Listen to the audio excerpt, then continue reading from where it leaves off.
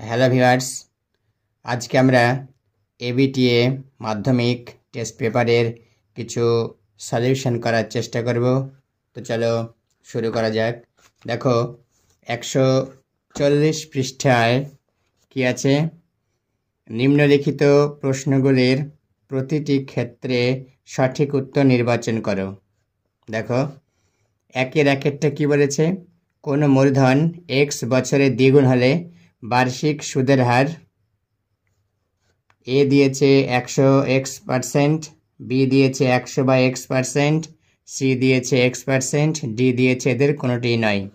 তো দেখো আমরা এখানে সলিউশন করে রেখেছি। দেখো একের একেরটা ধরি মূলধন পি টাকা, অতএব x বছরে সুদ আসল হবে 2p টাকা। যেহেতু এখানে দ্বিগুণ বলেছে তাই পি টাকাটা 2p টাকা হয়ে যাবে। অতএব সুদ is equal to 2p minus P. সুদাসল থেকে আসল বাদ দিলে সেটা সুদ হবে 2p মাইনাস পি টাকা ইজিক্যাল টু পি টাকা। আবার আমরা জানি, দেখো আই ইজিক্যাল টু PRT/100 বা R is equal to 100 into I 100 PT বা R is equal to 100 into P. এখানে আমরা সুদ আই বের করেছি কত, পি, তাহলে আয়ের জায়গায় পি বসিয়ে দিলাম আর নিচে পি থেকে গেল আর টি হচ্ছে এক্স বছর। তাহলে অতএব আর ইজিক্যাল টু 100/x। অতএব বার্ষিক সুদের হার 100/x%। অতএব সঠিক উত্তর বি এরটা 100/x%। দেখো এটি খুব ভালো অঙ্ক এবং অত্যন্ত সহজ অঙ্ক, তোমরা চেষ্টা করলেই পারবে, ভয়ের কোনো কারণ নেই। এবার দেখো একের দেড়টা কি বলেছে, বলেছে যে 2x² + 5x + k - 3 = 0 দ্বিঘাত সমীকরণের বীজদ্বয় পরস্পর অন্যান্য হলে কে এর মান হবে। চারটি অপশান দিয়েছে, এ দিয়েছে 2, বি 1, সি 5, ডি 3। তো দেখো হাতে কলমে চেষ্টা করা যাক। দেখো একের দুইয়েরটা অঙ্কটি আছে 2x² + 5x + k - 3 = 0। ধরি সমীকরণটির বীজ দুটি আলফা ও 1/α। যেহেতু বীজদ্বয় পরস্পর অন্যান্য, অর্থাৎ একটা আলফা হলে অপরটা 1/α হবে। তো আমরা ধরে নিয়েছি এখানে একটি বীজ আলফা ও অপরটি 1/α। এবার বীজদ্বয়ের সমষ্টি,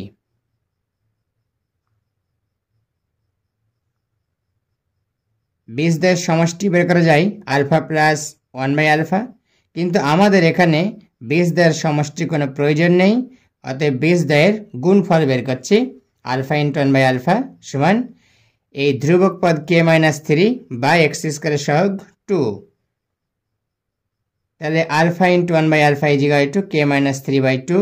আলফা আলফা কেটে গেল, 1 থাকছে বা k - 3/2 বা k - 3 = 2 বা k = 2 + 3। অতএব k = 5। দেখো অতএব k এর মান = 5। অতএব সঠিক উত্তর সি 5। তোমরা আরেকবার দেখে নাও, কোন সমীকরণের, কোন দ্বিঘাত সমীকরণের বীজদ্বয়ের সমষ্টি হয় আলফা প্লাস বিটা = -b/a আর বীজদ্বয়ের গুণফল হয় ধ্রুবক পদ c/a অর্থাৎ ধ্রুবক পদ x² এর সহগ। এখানে আমাদের বীজদ্বয়ের সমষ্টি বের করার কোনো প্রয়োজন নেই, আমাদের দরকার হবে এখানে বীজদ্বয়ের গুণফল। তো বীজদ্বয়ের গুণফল বের করেছি। দেখো আলফা ইন্টু 1/α, একটি বীজ আলফা অপরটা 1/α, তা আলফা ইন্টু 1/α = k - 3/2 বা আলফা আলফা কেটে গেল, 1 থাকছে = k - 3/2 বা k - 3 = 2 বা k = 2 + 3। অতএব k = 5। অতএব k এর মান = 5। অতএব সঠিক উত্তর সি হবে, যার যেটাই দেওয়া আছে 5। এবার দেখো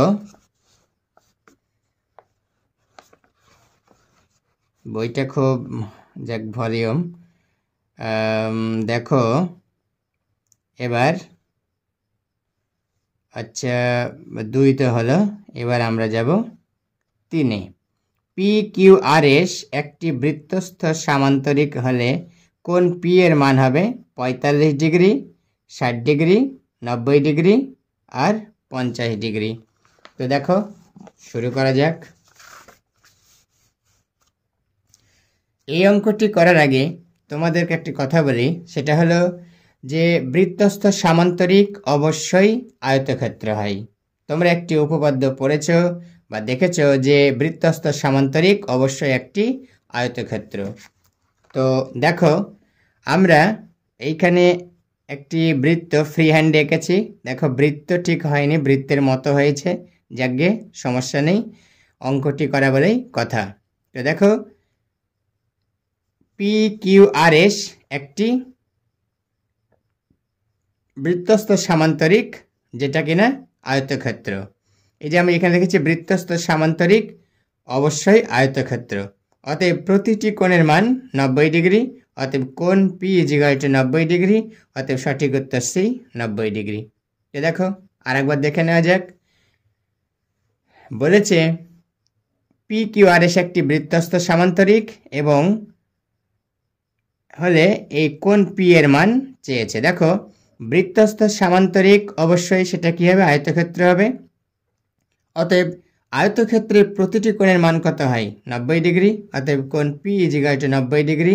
শুধু কোণ P নয়, Q, R এবং S এই প্রতিটা কোণই হচ্ছে 90 ডিগ্রি হবে, অতএব সঠিক উত্তর C 90 ডিগ্রি।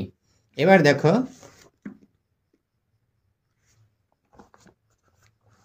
দেখো একের 4-এর অঙ্কটি কি বলেছে দেখো।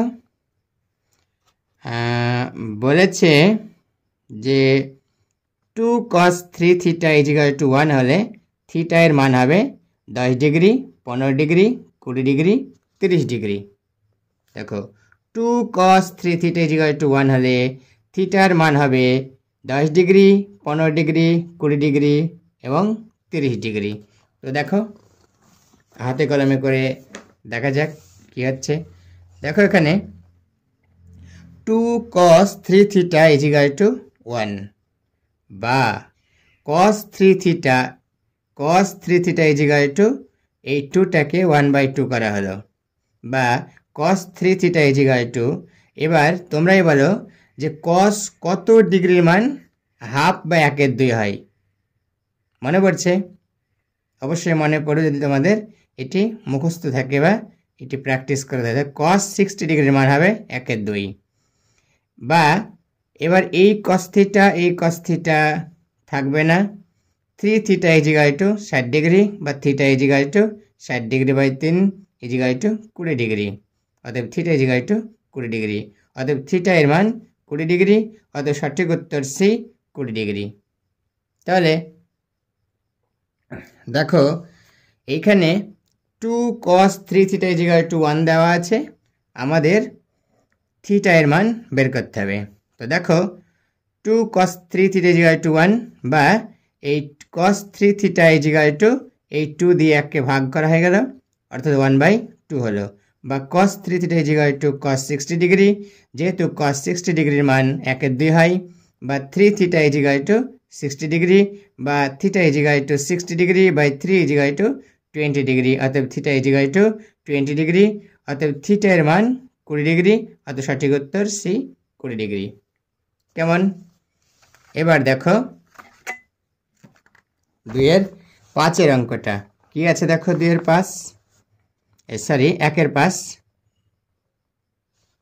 দেখাই যায় এখানে। 1-এর 5 দুটি লম্ব বৃত্তাকার চোঙের আয়তন সমান এবং তাদের উচ্চতার অনুপাত 1:2 হলে তাদের ব্যাসার্ধের দৈর্ঘ্যের অনুপাত কি হবে? ব্যাসার্ধের দৈর্ঘ্যের অনুপাত কি হবে? 1:2, 2:1, 1:2, 2:1।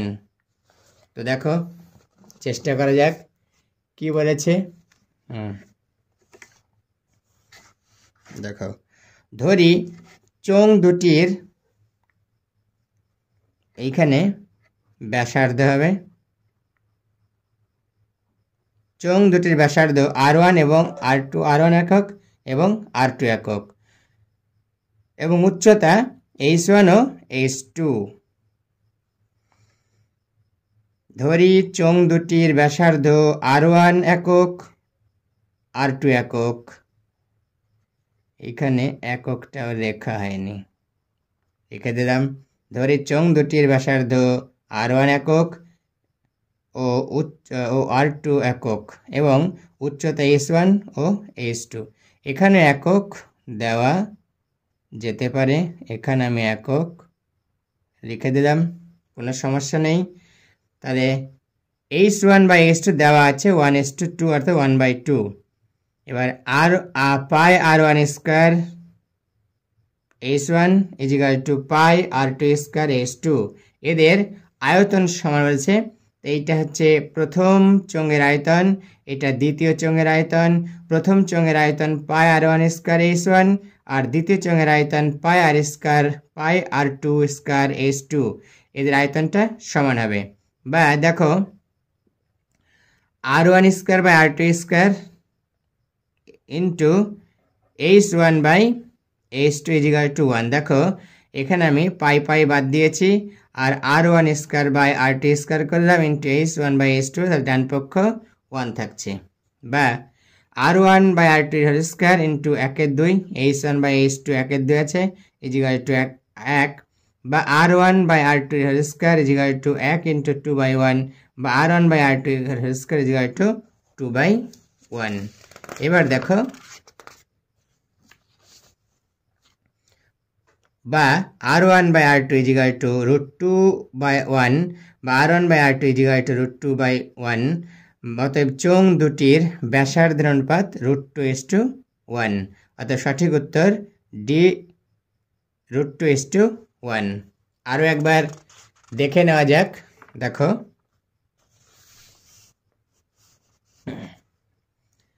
ধরি চোঙ দুটির ব্যাসার্ধ R1 একক, R2 একক এবং উচ্চতা H1 একক ও H2 একক। এবার দেখো দেওয়া আছে বইতে H1:H2 কত আছে, 1:2, আমরা বাই করে নিয়েছি। H1/H2 = 1/2, বা পাই। এবার দেখো এদের আয়তন, অর্থাৎ প্রথম চোঙের আয়তন হবে পাই R1 স্কোয়ার H1, দ্বিতীয় চোঙের আয়তন হবে পাই R2 স্কোয়ার H2, এদের আয়তনটা সমান হবে, অর্থাৎ পাই R1 স্কোয়ার H1 = পাই R2 স্কোয়ার H2 হবে। বা R1 square by R2 square into H1/H2 = 1। দেখো এখানে পাই বাদ দিয়েছি বা কেটে দিয়েছি। R1 square by R2 square R2 square into H1/H2 = 1। বা R1/R2 হোল স্কোয়ার ইন্টু 1/2, যেহেতু H1/H2 1/2, তাহলে আমরা এখানে লিখে দেব যেহেতু H1/H2 = 1/2, বা R1/R2 হোল স্কোয়ার = 1 ইন্টু 2/1, বা R1/R2 হোল স্কোয়ার = 2/1।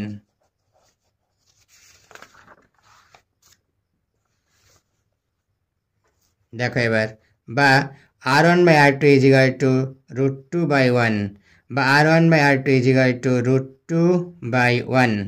অতএব চোঙ দুটির ব্যাসার্ধের অনুপাত √2:1, অতএব সঠিক উত্তর ডি, √2:1। এবার দেখো 6 অঙ্কটি কি বলেছে।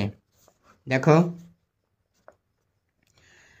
বলেছে 30, 34, 35, 36, 37, 38, 40 তথ্যে 35 না থাকলে মধ্যমা বৃদ্ধি পায় 2, 1.5, 1 এবং 0.5। তো দেখো 30, 34, 35, 36, 37, 38, 40 তথ্যে 35 না থাকলে মধ্যমা বৃদ্ধি পায়। আচ্ছা, এই অবস্থায় আমরা 35 থাকা অবস্থায় একবার মধ্যমা বের করে নিব, এবং 35 না থাকা অবস্থায় একবার মধ্যমা বের করে নিব, এবং সেই মধ্যমার অন্তর্ফল বা যেটা হবে সেটাই হচ্ছে এই বৃদ্ধি। তো দেখো 30, 34, 35, 36, 37, 38 এবং 40 এর মধ্যমা 1 2 3 1 2 3 মাঝে 36 থাকছে। 35 না থাকলে মধ্যমা হবে 36 প্লাস 37-এর গড়, অর্থাৎ 36 প্লাস 37/2 = 73/2 দিয়ে 36.5। অতএব মধ্যমা বৃদ্ধি পাবে 36.5 মাইনাস 36 = 0.5। অতএব সঠিক উত্তর ডি 0.5। দেখো 30, 34, 35, 36, 37, 38, 40 এদের মধ্যমা হচ্ছে 36। 35 না থাকলে মধ্যমা হবে 36 প্লাস 37/2 = 73/2 = 36.5। অতএব মধ্যমা বৃদ্ধি পাবে 36.5 মাইনাস 36 = 0.5। অতএব সঠিক উত্তর ডি 0.5। তোমাদের কাছে একটা আবেদন করব, তোমরা ভালো করে অঙ্ক প্র্যাকটিস করতে থাকো এবং মাধ্যমিকে ভালো ফলাফল করবে, এটাই আমি কামনা করি। সেই সাথে যদি চ্যানেলটিকে ভালো লেগে থাকে তাহলে অবশ্যই সাবস্ক্রাইব করবে এবং লাইক, কমেন্ট ও শেয়ার অবশ্যই করবে।